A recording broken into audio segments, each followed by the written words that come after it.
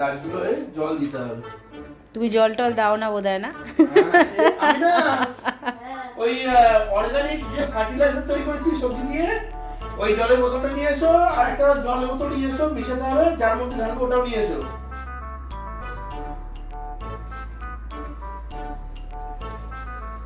হ্যাঁ এনেছো, দাও। আচ্ছা এটা রাখো। এটা হচ্ছে বন্ধুরা অর্গানিক ফার্টিলাইজার তৈরি করেছি।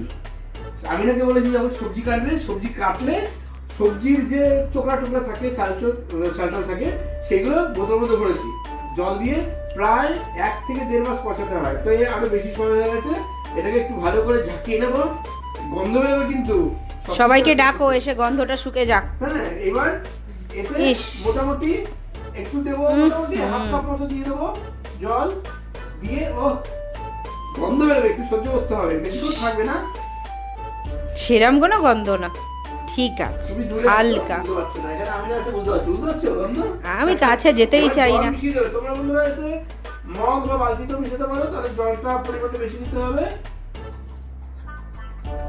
অন্তত হাফ কাপ ফার্টিলাইজার জলে অন্তত 300 থেকে 400 ml জল দিতে হবে।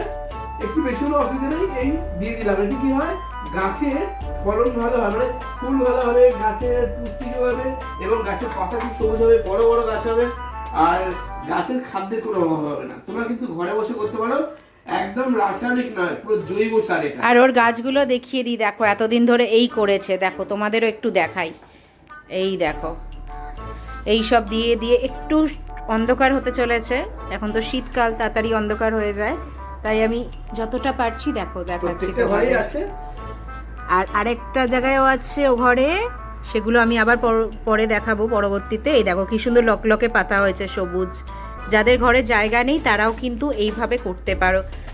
এরকম ছোট, বেশি খুব একটা রোদও কিন্তু দরকার নেই, এরকম ছোট্ট একটু জানলা, তার মধ্যেই দেখতেই পাচ্ছ কইটুকু জানলা, তার মধ্যেই কিন্তু এতগুলো গাছ বসিয়েছে।